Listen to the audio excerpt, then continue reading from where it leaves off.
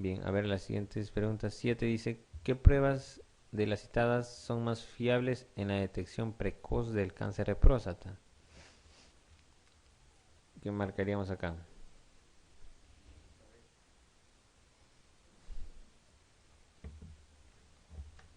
La B dicen, ¿todos de acuerdo? ¿Por qué no antígeno prostático específico y fosfatasa alcalina? Fosfatasa ácida, perdón.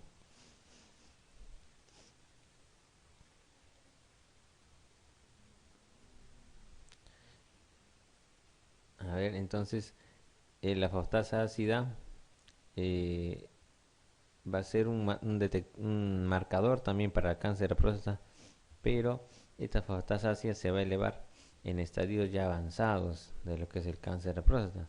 La pregunta nos dice en la detección precoz, ¿no?, del cáncer de próstata. Antiguamente se usaba fosfatasa ácida y bueno, realmente pues después se vio que esta se elevaba recién cuando ya el cáncer está avanzado, más no cuando el cáncer pues está precoz, ¿no? El tacto rectal dice y ecografía abdominal. La ecografía abdominal no nos va a diferenciar, ¿no?, si es benigno o maligno. Se ve el tamaño, las características podrían sugerir, pero nada confirmado. PSA y UIB. UIB es la urografía intravenosa, ¿no?, o urografía excretoria, que pues no, eso nos sirve para ver más bien si hay alteración a nivel de los cálices, de los uréteres, de la pelvis. Pero para la parte prostática pues no nos sirve diferenciar si es benigno o maligno. Tacto rectal y fosfatasa ácida, lo mismo, ¿no? Fosfatasa ácida se eleva en estadios avanzados. Entonces, como bien dijeron, el PSA y el tacto rectal son las pruebas de detección precoz, ¿no? Y es lo que se utiliza para lo que es el screening, ¿no?, del cáncer de próstata. El paciente viene y simplemente nos dice, no quiero descartarme cáncer de próstata. Entonces, ¿qué cosa le vamos a hacer? No le vamos a mandar ecografías, no le vamos a mandar tomografías. Simplemente para el screening está recomendado esto, ¿no? El PSA y el tacto rectal. Y con las características, con los valores del PSA, pues vamos a ver si nos orienta a cáncer o no, ¿no? Y si nos orienta, pues haremos la biopsia. Si no nos orienta, pues nos quedamos tranquilos y el screening se puede hacer. Se recomienda cada 2 años, ¿no? El paciente viene en los 50 años, por ejemplo. Entonces, para su screening, su consulta de prevención, pues lo necesitamos en 2 años tranquilamente, ¿no? No hace falta hacer anualmente PSA y tacto rectal, ¿no?, según la última recomendaciones de la Sociedad Americana de Urología. Dice, ¿no?, método diagnóstico que presenta mayor sensibilidad para detectar metástasis óseas. Resonancia TAC, que es la tomografía axial computarizada, una radiografía simple tórax, gamografía ósea con tecnecio 99, o una radiografía de columna vertebral. ¿Cuál, cuál marcarían acá? La D de dedo. Bien. ¿Por qué no radiografía de columna vertebral? ¿Va a detectar la radiografía la metástasis ósea? Claro, solamente por ejemplo acá es en columna, ¿no? Pero si tiene metástasis en otros huesos, pues va a pasar desapercibido. Y clásicamente no se dice que el cáncer de próstata, cuando se detecta en una radiografía, se va a ver que son lesiones osteoblásticas, ¿no?, lesiones formadoras de hueso. O sea, se va a ver el hueso más blanquito, se podría decir, ¿no?, en la radiografía. Entonces, las lesiones clásicas en la radiografía del cáncer de próstata son lesiones osteoblásticas, ¿no?, a diferencia de otros cánceres que es osteoclástica, ¿no?, en la que va más bien consumir el hueso, ¿no? Por ejemplo, en otros cánceres como el cáncer renal va a ser ese tipo, ¿no? Cáncer de próstata, se va a ver lesión osteoblástica. Eso podrían preguntarle también, por ejemplo, ¿no? Pero en este caso habíamos mencionado ya que la gamografía ósea Y el marcador que se utiliza, el Tecnesio 99, va a ser el que tiene mayor sensibilidad, ¿no? Bien, en tumores de vejiga, que es el cáncer, el segundo cáncer más frecuente, urológico. eh, bueno, acá vamos a empezar, ¿no?, viendo lo que es los estadios del cáncer de vejiga, ¿no? El CIS, ¿no?, que es el carcinoma in situ, que se encuentra confinado solamente a lo que es el urotelio. Y a medida, bueno, que aumenta, ¿no?, T1, T2, T3, vamos viendo que se va profundizando. Lo que tenemos que saber en esto, lo de mayor importancia que tenemos que saber para el tratamiento, es si este cáncer invade el músculo o no invade el músculo, ¿no? Acá está el cabo muscular, como la ven. Entonces, el tratamiento va a depender de eso. ¿Llegó al músculo el cáncer o no? O sea, ¿es un cáncer músculo invasivo o es un cáncer no músculo invasivo? Entonces, esas dos van a ser los pilares, ¿no?, para diferenciar el tratamiento.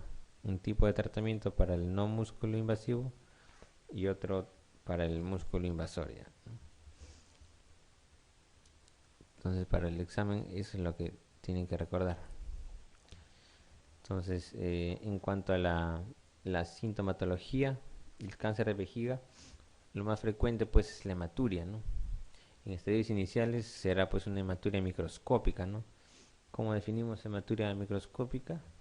Como presencia de más de 3 hematíes, ¿no?, en lo que es el examen de orina, este en un campo de alto alcance, ¿no? Más de 3 hematuria microscópica. ¿Ya? Y bueno, de repente en estadios avanzados, pues ya el cáncer de vejiga nos dará una hematuria macroscópica con coágulos, ¿no?, que producen incluso obstrucción, ¿no?, a la salida de la orina. Factores de riesgo. El más importante factor de riesgo para cáncer de vejiga es el consumo de tabaco, ¿no? Muchas veces los pacientes vienen con ese antecedente, ¿no?, de ser fumadores. Entonces, por eso se dice, ¿no?, que paciente varón mayor de 50 años, fumador, que viene con hematuria, entonces es cáncer de vejiga hasta que no se demuestre lo contrario. Otro factor de riesgo, la exposición a ciertas sustancias, ¿no? Ciertas hidrocarburos, se dice. Dentro de ellas pues están las pinturas, textiles, la metalurgia, plásticos, etcétera. La ciclofosfamida, ¿no?, que es un quimioterápico que también se utiliza para ciertos cánceres, también va a ser factor de riesgo para el desarrollo de cáncer de vejiga. La esquistosomiasis o chistosomiasis, ¿no?, que en otras latitudes, ¿no?, sobre todo en la parte de África, va a haber incluso zonas endémicas, ¿no?, de esquistosomiasis. Entonces se ha visto relacionada también, cuando hay infección de esta, a lo que es cáncer de vejiga. Las citis crónicas en general, ¿no?, por infecciones o por ciertas sustancias, van a ser factor de riesgo. Igual la radioterapia, ¿no?, que se da, por ejemplo, para otras patologías, ¿no?, de repente para cáncer de cuello uterino, ¿no?, se da radioterapia. Entonces la exposición a radioterapia va a ser un factor de riesgo también para cáncer de vejiga. Más frecuente en los varones, como se ve, una proporción más o menos de 3-1. Y el diagnóstico, ¿cómo se hace? A través de la cistoscopía. Habíamos dicho que no, el cistoscopio es un instrumento que lo introducimos a través del meato uretral, de uretra, para ver directamente, ¿no?, una cámara, pues la vejiga. Entonces, ¿qué vamos a encontrar? Podemos no encontrar nada, o podemos encontrar una tumoración vesical, ¿no?, claramente. Entonces, ¿qué cosas se hacen ante una presencia de una tumoración de vejiga? Como habíamos dicho, tenemos que diferenciar, ¿no?, si ha invadido músculo o no. Y la forma de diferenciarla es haciéndole justamente biopsia. ¿Y cómo sacamos esta biopsia? Haciendo una resección transuretral de la vejiga, ¿no? Del tumor vesical. Entonces se entra con el instrumento de trabajo y se reseca, ¿no? El tumor. Se reseca el tumor y se saca una muestra incluso de la vejiga, incluyendo un poco de músculo, ¿no? Para ver si el cáncer llegó hasta ahí o no. Entonces, la mayor parte de esos cánceres van a ser no músculo invasivos, ¿no? Y un porcentaje considerable pero menor va a invadir a músculo ya. Entonces depende de eso vamos a orientar el tratamiento. El carcinoma in situ se considera que es un cáncer agresivo, ¿no? In situ va a estar en el epitelio. Vamos a entrar nosotros con el citoscopio y muchas veces no vamos a ver tumor, ¿no? El tumor está metido ahí en el epitelio. Simplemente vamos a ver de repente zonas poco sospechosas, sangrantes de repente, que nos podrían hacer sospechar de carcinoma in situ. Pero no es que se vaya a ver una tumoración como en los otros tipos, ¿no? Entonces, hay que llevar ese concepto, que es agresivo el carcinoma in situ. El tipo histológico más frecuente en la vejiga va a ser el carcinoma de células transicionales, ¿no? Hasta un 95%. Otras histologías pueden ser de repente un carcinoma escamoso o epidermoide o adenocarcinoma, ¿no? Con mucho menos frecuencia. Entonces la mayor parte de carcinomas en vejiga son carcinomas de células transicionales. Eso también es muchas veces pregunta de exámenes.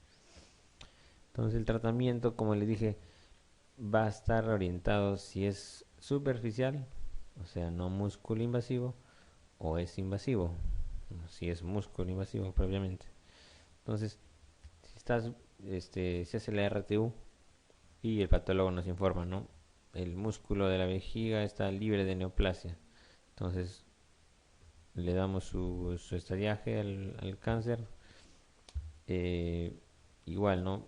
Vemos si hay compromiso fuera de la vejiga o si hay ganglios, también a través de una tomografía con contraste. Y vemos pues si hay ganglios y si hay metástasis a otro lado, ¿no?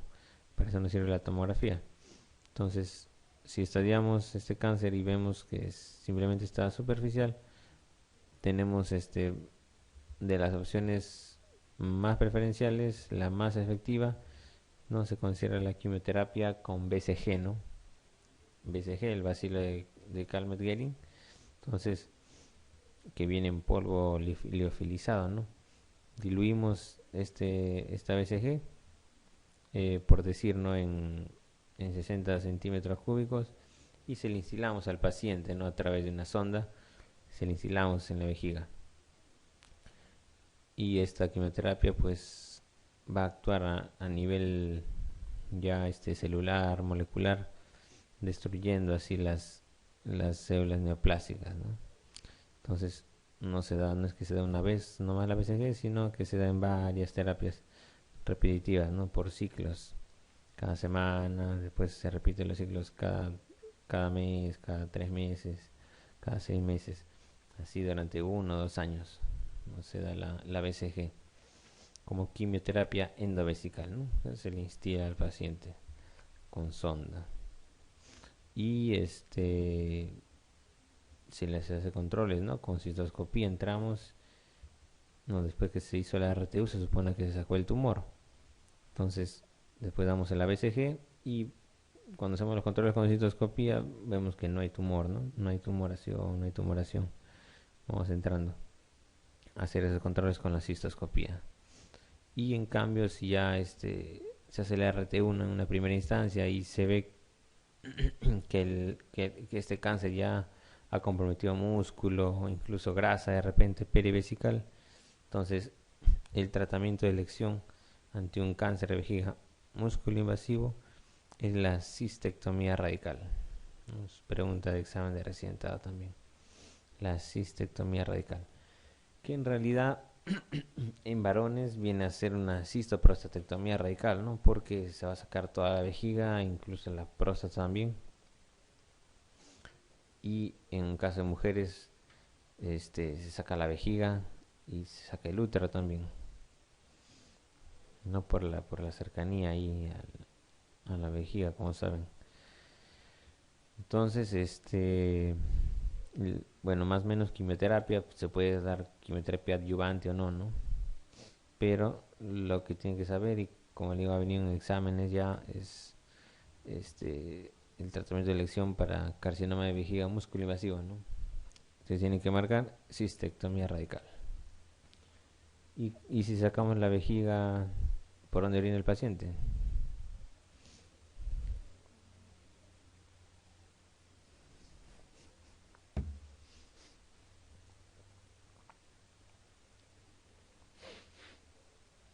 Entonces ahí se hace una derivación urinaria, ¿no? Y ese es un tema aparte. Muchas veces se hace una derivación, una anastomosis, ¿no? De los uréteres, ¿no? Hacia el intestino, que puede ser, por ejemplo, un segmento este, de ilion, y este ilion se aboca a la piel, ¿no? Entonces es una ilioanastomosis, ¿no? Se deriva la orina, se podría decir. Entonces el paciente, cuando la orina sale, a través de esa anastomosis y de los uretes al intestino y a la piel. Entonces es una derivación no continente, ¿no? El paciente se le pone su bolsita y bueno, la orina va a estar saliendo continuamente, ¿no? O también lo otro es que se puede hacer una derivación continente, ¿no? En vez de vejiga, con el intestino mismo se hace una neovejiga, se dice, ¿no?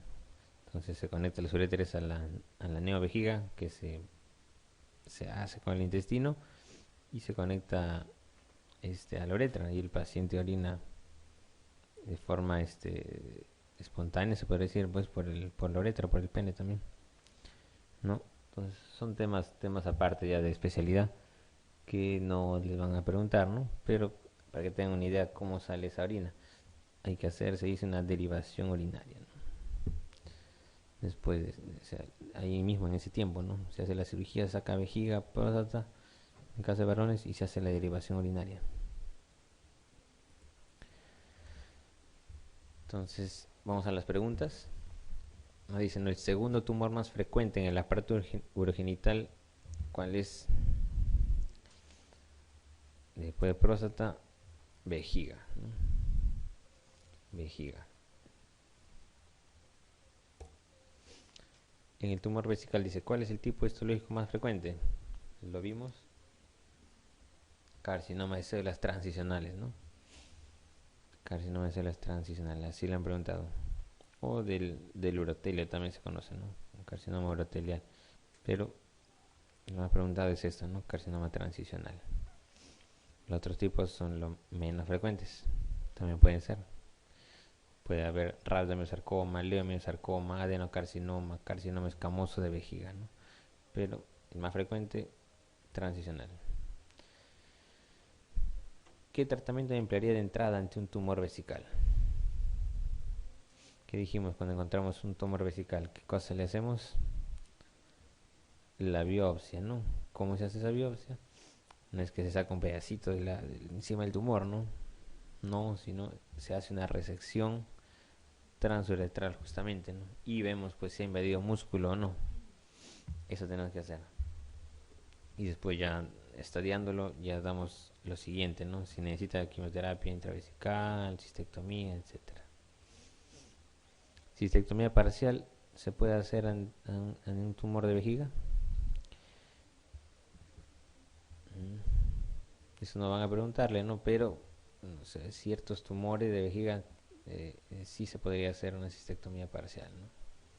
Ciertos tumores de repente que tengan una histología benigna, una histología no tan agresiva o que sean pues tumores pequeños localizados, ¿no? Pero que obviamente hay medio músculo, se puede hacer una cistectomía parcial. Pero ustedes quédense con la idea de cistectomía radical, ¿no? Ante un tumor músculo invasor. ¿Cuál es el método más rentable para el diagnóstico del carcinoma vesical in situ?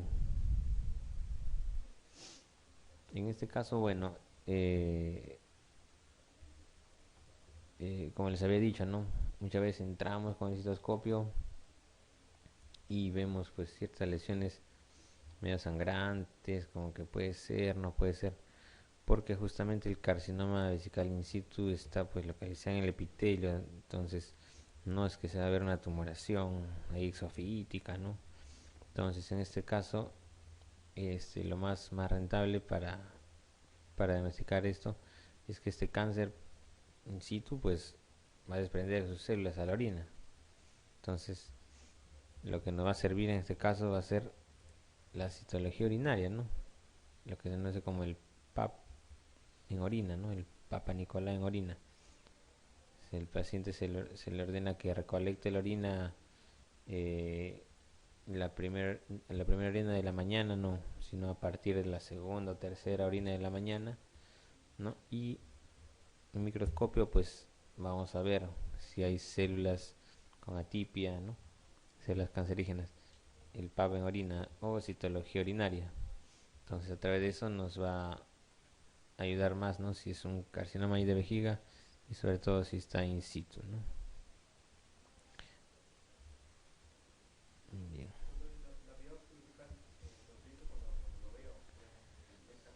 Claro, se podría hacer biopsia vesical, pero ya implica que el paciente pues ingrese a sala de operaciones, implica otras cosas, ¿no? Sí nos podría salir si le hacemos una biopsia de vejiga, pero de qué tipo de biopsia no nos especifica ahí, ¿no? O sea, tendríamos que hacerle una resección transuretral de vejiga, una RTU de vejiga, y de hecho que nos va a salir ahí, ¿no? Pero no sabemos si ese examen, si esa zona que vamos a resecar justamente está el cáncer o no, ¿no? Es sospechoso así, pero lo más rentable en general se refiere a lo que es más rápido, más económico, lo que tiene mayor, en este caso, sensibilidad, ¿no? Entonces, la citología urinaria en este sentido se considera así. Se puede hacer una resección, bueno, pero de dónde hacemos no se sabe, ¿no? A veces para ciertos cánceres, en el caso si quisiéramos hacer in situ, ¿no? De repente la citología urinaria nos sale negativa, pero tenemos sospecha de que hay un carcinoma in situ, ¿no? Pero el PAP puede salir negativo. Ahí está el carcinoma in situ, pero el PAP no sale negativo. Entonces ahí podría hacerse, por ejemplo, una biopsia recién ya vesical, ¿no? Entramos con el RT, el resectoscopio y le hacemos una RTU randomizada, ¿no? Tomamos muestras de acá, del fondo, del cara laterales, todo de la vejiga. Entonces, ya en segunda instancia, ¿no?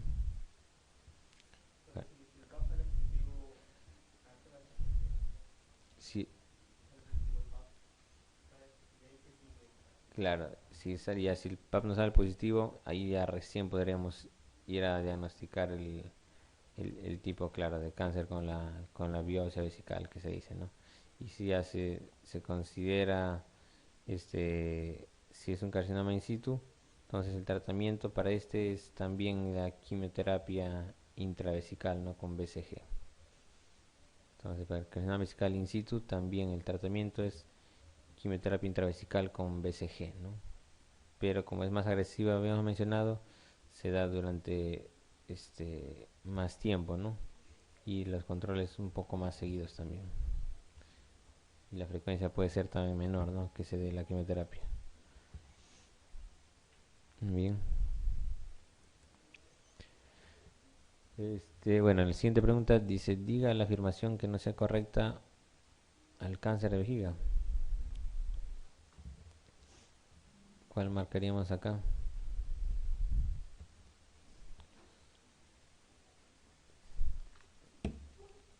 ¿Existe una relación directa con el consumo de tabaco? Habíamos mencionado que sí. Mayor incidencia en el varón. Verdadera. El carcinoma tradicional es el tipo histológico más frecuente. Verdadera. Mayor incidencia a partir de los 50 años. También, ¿no? Pero esta de acá no dice, no, el papiloma invertido es de gran agresividad. ¿Qué cosa es el papiloma invertido?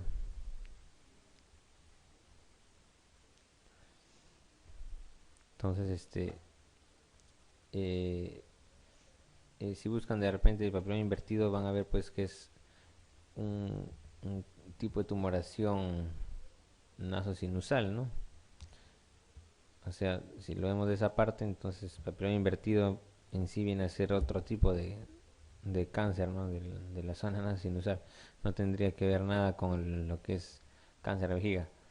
Ahora, el término papiloma está dentro de la parte histológica, es un tipo del cáncer de vejiga, pero papiloma invertido es otra cosa. Papiloma solo es un término histológico que se utiliza cuando el cáncer de vejiga está bien localizado, ¿no?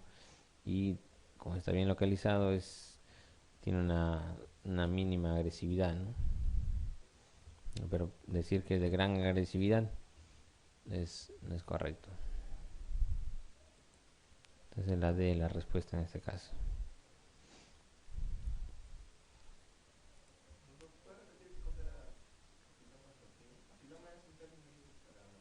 Sí, papiloma es dentro de lo que es cáncer de vejiga, es un tipo de tumoración que está en término histológico para determinar que una tumoración de vejiga está localizado, solo el epitelio, un tipo de tumoración ahí localizada y es de baja agresividad, es de baja agresividad.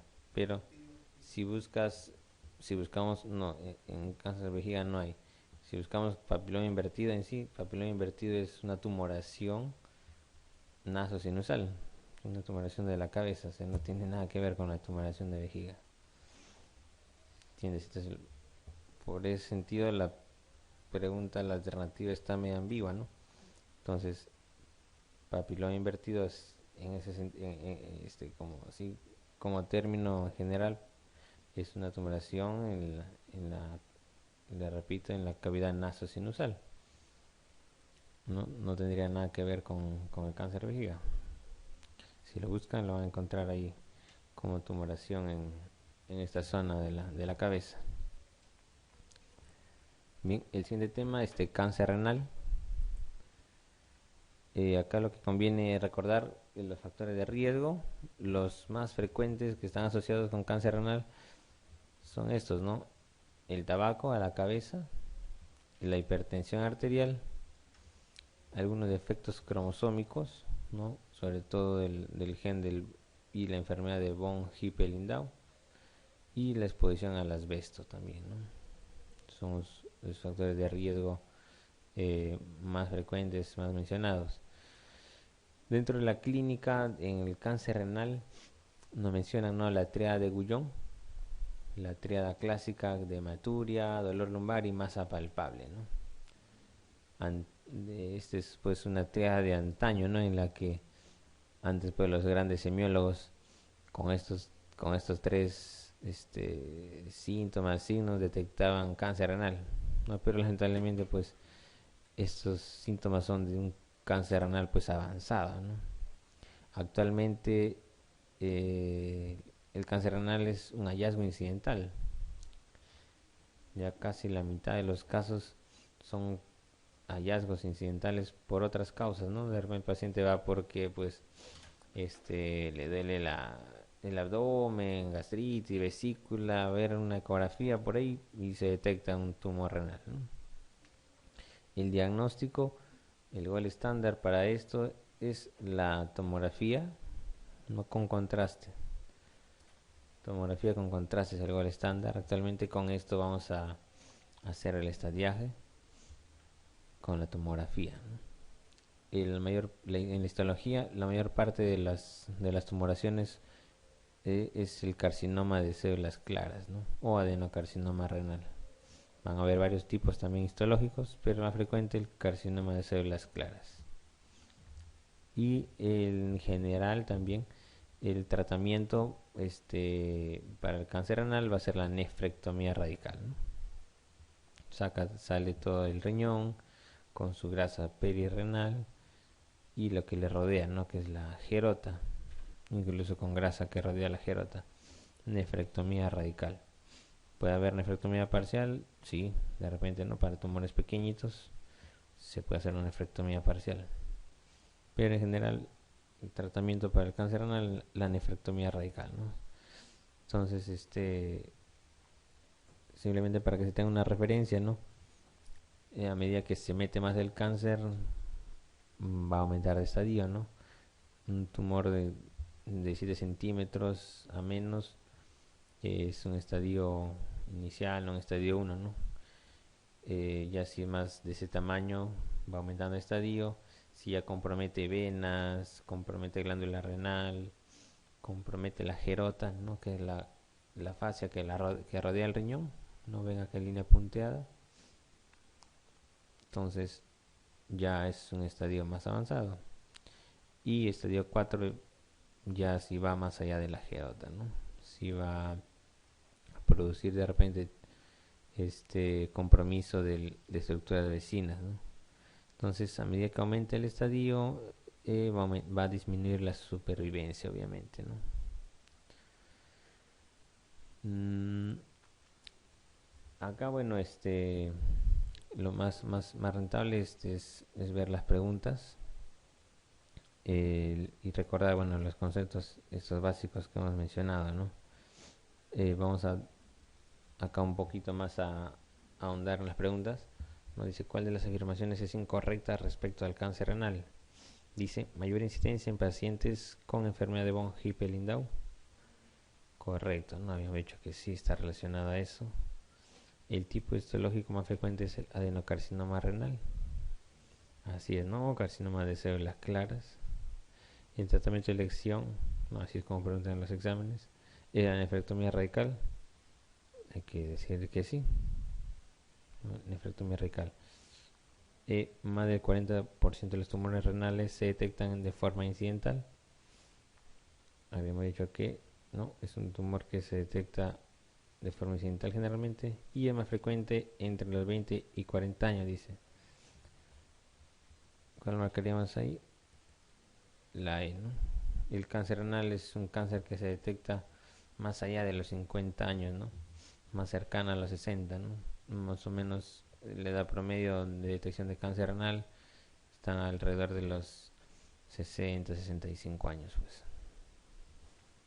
Entonces esta sería la incorrecta.